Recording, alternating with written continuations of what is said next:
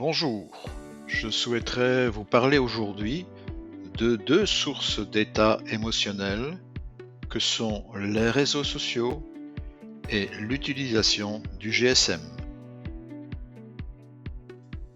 Les résultats d'une étude menée en France indiquent que le GSM est sollicité en moyenne 221 fois par jour, que 58% des Français déclarent avoir leur GSM 24 heures sur 24 avec eux, que 41% le consultent même au milieu de la nuit, et enfin que 7% vont jusqu'à répondre à leurs messages dans leur lit.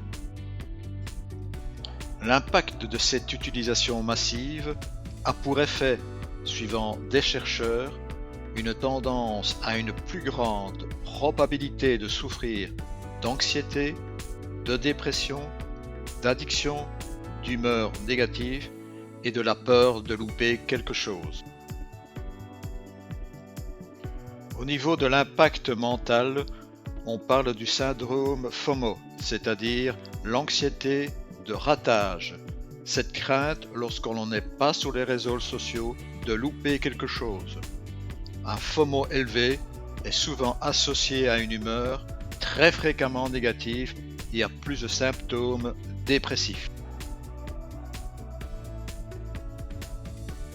Au niveau des impacts sur le mental, on parle également de cette anxiété de perte, le GSM, le syndrome de la monophobie.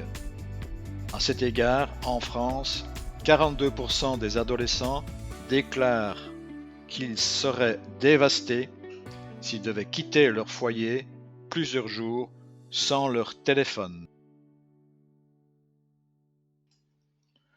Les chercheurs ont également mis en évidence qu'une utilisation excessive génère des hallucinations sonores, des perceptions de signaux fantômes. On terminera par l'impact de la comparaison sociale. Se comparer aux autres que l'on perçoit plus heureux, ce qui peut être une source de jalousie, d'être envieux, d'arriver à penser que sa propre existence est moins plaisante. C'est avoir le sentiment de perdre du temps, la culpabilité de négliger des tâches plus importantes.